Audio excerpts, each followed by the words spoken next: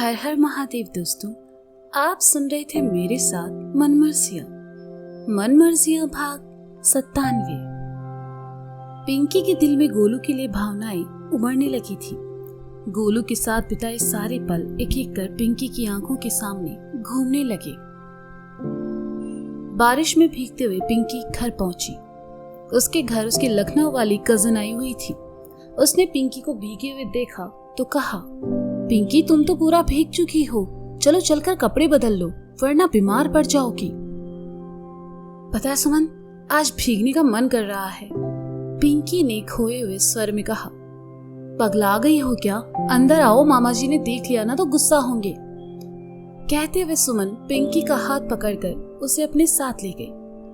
पिंकी ने कपड़े बदले और गीले बालों को पोंछते हुए आईने के सामने चली आई। तब तक सुमन उसके लिए चाय बना ले आई। आईने में खुद को देखते हुए पिंकी को गोलू दिखाई देने लगा। हालांकि पिंकी सुंदर थी, पर हमारा गोलू भी दिखने में किसी हीरो से कम नहीं था। अच्छा कद, गोरा रंग, घुंघराले बाल और चिकना चेहरा। पिंकी ने इससे पहले कभी गोलू को ध्यान से देखा ही नहीं था। वैसे भी उसकी हरकतों की वजह से पिंकी का ध्यान उसके चेहरे पर गया ही नहीं, पर आज उसे गोलू की सारी अच्छाइयां दिख रही थी। ये लो तुम्हारी चाय, आज तो बहुत बारिश हो रही है, लगता है जैसे बाढ़ आ जाएगी। सुमन ने पिंकी के सामने चाय का कप रखते हुए कहा, लेकिन पिंकी तो ख्यालों में खोई हुई थी। उसे चुप देखकर सुमन ने उसे कंधे से हिलाते हुए कहा, कहाँ खोई हो? पिंकी होश में आई और मुस्कुराते हुए कहा, मुझे तुम्हें कुछ बताना है। क्या? कहते हुए सुमन चाय का कप लेकर सामने बिस्तर पर बैठ गई। मुझे लगता है मुझे प्यार हो गया है, पिंकी ने एकदम से कहा। इसमें कौन सी नई बात है, वो तो तुझे हर हफ्ते होता है किसी न किसी से, सुमन ने पिंकी का मजाक उड़ाते हुए कहा। इस बार ऐसा नहीं है सुमन, अब तक मैं सिर्फ अपनी जरूरतों के लिए सबके साथ टाइम पास कर रही थी, लेकिन इस बार ऐसा नहीं है। इस बार मुझे वो फीलिंग महसूस भी हो रही है, पिंकी ने कहा। ये तू क्या कह रही है पिंकी? सुमन ने थोड़ा सीरियस होकर कहा। हाँ सुमन, मुझे प्यार हो गया है और इस बार ये टाइम पास नहीं है। उसके साथ बिताया हर पल मुझे महसूस हो रहा है। अपनी परवाह का पता नहीं, पर उसकी परवाह होती है। मैंने सोचा नहीं था कभी ये पल भी आएगा कि मुझे कोई इतना पसंद आने लगेगा, पिंकी ने खोए हुए स्वर में कहा। ये तो बहुत खुशी की बात है पिंकी, पर वो है कौन जिसने तुम्हें अपना दीवाना बना लिया है? सुमन ने चौंकते हुए कहा। गोलू, पिंकी ने मुस्कुराते हुए कहा। हैं? सुमन के मुंह में भरा चाय का फंवारा बाहर आ गिरा और उसने चौंकते हुए कहा, कौन? वो टेंट वाला? पिंकी ने शर्माते हुए कहा। वो जिसके घुंघराले बाल हैं, अजीब सा दिखता है। अरे जो दिन भर लड़कियों वाली स्कूटी लेकर घूमता है वो। सुमन को अभी भी जैसे भरोसा नहीं हो रहा था। अरे बाबा हाँ, वही गोलू जो गुड्डू का दोस्त है, पिंकी ने झुंझला कर कहा। पिंकी, तू कहीं गुड्डू से बदला लेने के लिए तो ये सब नहीं कर रही है ना? सुमन ने शक की निगाहों से पिंकी को देखते हुए कहा। पिंकी मुस्कुराते हुए उठी और खिड़की खोलते हुए कहा, नहीं सुमन, मुझे गुड्डू से अब कोई बदला नहीं लेना। मैं गलत जो मैंने गुड्डू के साथ इतना बुरा बर्ताव किया, लेकिन गोलू ही मुझे इस बात का एहसास दिलाया कि मैं उस रिश्ते में सही नहीं थी। उसे मैंने कितना परेशान किया, फिर भी वो हमेशा मेरी मदद करता है, मुझे परेशानियों से निकाल लेता है। उससे अच्छा लड़का मुझे नहीं मिलेगा यार। कहते हुए पिंकी सुमन की तरफ पलटी तो सुमन ने कहा, दिमाग तो ठीक है तेरा? कहाँ वो गोलू और कहाँ तू पिंकी? तेरे लिए कानपुर के लड़कों की लाइन लग जाएगी। तू कहाँ उसके चक्कर में पड़ रही है? प्यार में ये सब नहीं देखते सुमन, पिंकी ने कहा। ये तू क्या कह रही है पिंकी? तू जो लड़कों को उनकी शक्ल और जेब का पैसा देखकर इंप्रेस होती है, तुझे आज इन सब से कोई फर्क नहीं पड़ रहा? कमाल है, सुमन ने कहा। तो पिंकी उसके पास आकर बैठी और कहने लगी, हाँ मैं बहुत गलत थी जो मैंने प्यार को शक्ल और पैसा देखकर जज किया, जबकि प्यार तो प्यार होता है ना सुमन, वो कब कहाँ किससे हो जाए कोई नहीं जानता। अब तक जितने भी लड़के मेरी जिंदगी में आए उन्होंने कुछ कहा तो मुझे फर्क नहीं पड़ा, पर आज जब गोलू ने कहा कि उसके पिताजी उसके लिए लड़की देख रहे हैं तो मुझे अच्छा नहीं लगा। ऐसे लगा जैसे वो मुझसे दूर जा रहा हो। और जब जाते जाते उसने कहा कि अपना ख्याल रखना, उस वक्त उसकी आंखों में मेरे लिए प्यार और परवाह दोनों थे। उसी पल मैंने तय कर लिया कि अगर मैं किसी से शादी करूंगी तो वो सिर्फ गोलू, वरना किसी से भी नहीं। पिंकी की बातों में सुमन को एक फीलिंग महसूस हुई। उसने मुस्कुराते हुए कहा, तेरे मुंह से ये सब सुनकर अच्छा लग रहा है, तू बदल गई है पिंकी। हाँ सुमन, अब मैं वो पिंकी नहीं रही। सच में प्यार होता क्या है ये मुझे अब समझ आया, पिंकी ने कहा। इस बात पर तो गोलगप्पे पार्टी बनती है, सुमन ने कहा तो पिंकी ने खुशी खुशी हामी भर दी। और फिर पिंकी सुमन को वो सब बातें बताने लगी जो उसके और गोलू के साथ घटी थी। सुमन का तो हंस हंस कर बुरा हाल था और पिंकी वो बस मुस्कुराते हुए सब बताते जा रही थी। अगली सुबह गुड्डू उठा, तैयार होकर उसने बैग में अपने 2 जोड़ी कपड़े रखे और जरूरी सामान रखा। उसने गोलू को भी फोन कर दिया और नुक्कड़ पर तैयार मिलने को कहा। गुड्डू अपना बैग लेकर नीचे आया तो मिश्रा जी के पास आया और उनके पैर छूते हुए कहा, लखनऊ जा रहे हैं पिताजी, वापसी में शगुन को लेकर लौटेंगे। आयुष्मान भवा। कैसे जाओगे? मिश्रा जी ने पूछा। बाइक से चले जाएंगे, गुड्डू ने कहा। एक काम करो, गाड़ी ले जाओ, और हाँ, जो पैसे रखो काम आएंगे, मिश्रा जी ने नरमी से कहा तो गुड्डू मुस्कुरा उठा। हमेशा हर चीज के लिए ना बोलने वाले मिश्रा जी आज खुद से गुड्डू को गाड़ी ले जाने को बोल रहे थे। गुड्डू ने पैसे नहीं लिए और कहा, पिताजी हमारे पास हैं, हमें अभी जरूरत नहीं है इन सब की। देखो बेटा, तुम्हारे पास जो है उनसे सिर्फ तुम वो खरीदोगे जो तुम्हारी जरूरत होगी। ई पैसों से वो खरीदना जो तुम्हें पसंद हो। कहा है कि खुद के कमाए पैसों से ना बेटा जरूरतें पूरी की जाती है, शौक नहीं। रख लो। मिश्रा जी ने इतने प्यार से कहा तो गुड्डू ने रख लिए और गाड़ी की चाबी ले आया। गाड़ी शोरूम पर खड़ी थी, इसलिए गुड्डू को पैदल ही निकलना पड़ा।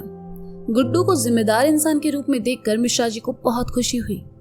गुड्डू नुक्कड़ पर पहुंचा तो उसे देखकर गोलू ने कहा, भैया मानते हैं कि तुमको भाभी से मिलने की बहुत ही जल्दी है, पर इसका मतलब ये थोड़े कि तुम पैदल ही निकल पड़ो। बाइक कहाँ है? गोलू पिताजी ने कहा है गाड़ी लेकर जाएंगे। गुड्डू ने खुश होकर कहा, सच्ची? हम नहीं मानते। गोलू को तो जैसे विश्वास ही नहीं हुआ। गुड्डू ने जेब से चाबी निकालकर गोलू के सामने लहराई तो गोलू ने कहा, जैसे ही है गुड्डू भैया, लेकिन बड़के मिश्रा जी आज इतना मेहरबान काहे हो रहे तुम पर? अबे गोलू बाप है हमारे, प्यार तो करते ही हैं हमसे, गुड्डू ने कहा। हाँ ये बात तो है गुड्डू भैया, प्यार तो बहुत करते हैं मिश्रा जी तुमसे। अच्छा अब चलो, लखनऊ भी पहुंचना है, गोलू ने कहा तो दोनों चलकर सड़क किनारे आए और रिक्शा रुकवाई और दोनों उसमें सवार होकर चल पड़े शोरूम की तरफ। शोरूम पहुंचकर गुड्डू ने गाड़ी निकाली और अपना गोलू का सामान पिछली सीट पर रखा और आकर ड्राइवर सीट पर आ बैठा। बगल में गोलू आ बैठा और दोनों महादेव का नाम लेकर चल पड़े। शादी के अरेंजमेंट में जो सामान लगना था गोलू ने लखनऊ से ही बुक करवा दिया ताकि ज्यादा परेशानी ना हो। 2.5 से 3 घंटे का रास्ता था। दोनों चल पड़े लखनऊ की ओर। गुड्डू तो बस चाहता था जल्दी से लखनऊ वाली शादी खत्म हो और वह बनारस जाकर शगुन से मिल सके, उसे अपने दिल की बात बता सके। गुड्डू को खोया हुआ देखकर गोलू ने कहा, गुड्डू भैया भाभी से बात हुई कि नहीं हुई तुम्हारी? कैसी है वो? हमें तो यार वो भूल ही गई है बनारस जाकर। गोलू वो शहर ही ऐसा है, वहां जाकर ना कोई भी भूल सकता है, गुड्डू ने कहा। अच्छा ऐसा कहा है उस शहर में? गोलू ने कहा। सुकून है गोलू, तुम चलना हमारे साथ, गुड्डू ने कहा। हाँ हाँ चलेंगे, पर तुम हमारी बात का जवाब नहीं दिए। बताओ ना भाभी से बात हुई कि नहीं होता तुम्हारी? उनसे अपने दिल की बात कही कि नहीं कही? गोलू ने पूछा। हाँ बात हुई थी मगर उनसे कहा नहीं अभी हमने, गुड्डू ने कहा। काहे? गोलू ने पूछा। लखनऊ वाली शादी के बाद बनारस जाकर उनसे फेस टू फेस कहेंगे, उसमें ना एक अलग ही एहसास होता है गोलू, गुड्डू ने कहा। अरे वाह भैया, तुम तो बिल्कुल शायरों जैसी बातें कर रहे हो, पर ये भी सही है, जो बात सामने कहने में है वो फोन पर कहने में मजा ही नहीं है। तुम फेस टू फेस ही बोलना भाभी को, देखना खुशी से पगला आ जाएगी वो, गोलू ने कहा। पता है गोलू, कल प्रीति से हम बात करे तो प्रीति हमसे कह रही थी कि शगुन का आज से पहले कभी किसी से लड़के से रिश्ता नहीं रहा। हम उनके पहले प्यार हैं। और ये भी बताया कि शगुन हमेशा से चाहती थी कि उसे उसका प्यार बनारस में ही मिले, इसलिए अब हम उनसे अपने मन की बात बनारस में ही कहेंगे। गुड्डू ने कहा, हमें तो अभी से सब दिख रहा है गुड्डू भैया, कितना खूबसूरत नजारा होगा जब दो प्यार करने वाले 80 घाट पर मिलेंगे। और लोग ना गलत कहते हैं कि प्यार सिर्फ शादी से पहले होता है, शादी के बाद भी प्यार होता है। ये तुमने साबित कर दिया गुड्डू भैया। अब बस जल्दी से जल्दी भाभी से मिलो और कह डालो अपने सारे जज्बात। गोलू ने कहा, कहेंगे ना गोलू, सब कहेंगे। बहुत सारी बातें हैं जो हमें उनसे करनी है। गुड्डू ने कहा, बस तुम दोनों का प्यार ऐसे ही बना रहे। गोलू ने गुड्डू की बलाएं लेते हुए कहा तो गुड्डू मुस्कुरा दिया और कुछ देर चुप रहने के बाद कहा, अच्छा वो तुम्हारे पिताजी लड़की देखे रहे, तुम्हारे लिए का अच्छी नहीं लगी का? उसकी बात ना करो गुड्डू भैया, हमारे पिताजी को चरस बोने नहीं देंगे हम अपनी जिंदगी में। गोलू ने मुंह बनाते हुए कहा, अच्छा तुम बताओ कैसी लड़की चाहिए? गुड्डू ने पूछा। फिलहाल तो कोई नहीं चाहिए, तुम और भाभी एक हो जाओ, इतना काफी है हमारे लिए। गोलू ने कहा, अच्छा ठीक है, छोड़ो ये सब बातें, कुछ अच्छा म्यूजिक चलाओ यार। गुड्डू ने कहा तो गोलू ने अपना फोन गाड़ी के म्यूजिक सिस्टम से ऑन कर दिया, जिसे सुनकर गुड्डू को शगुन और गोलू को पिंकी नजर आने लगी। दोनों इस वक्त से एहसासों से जुड़े हुए थे।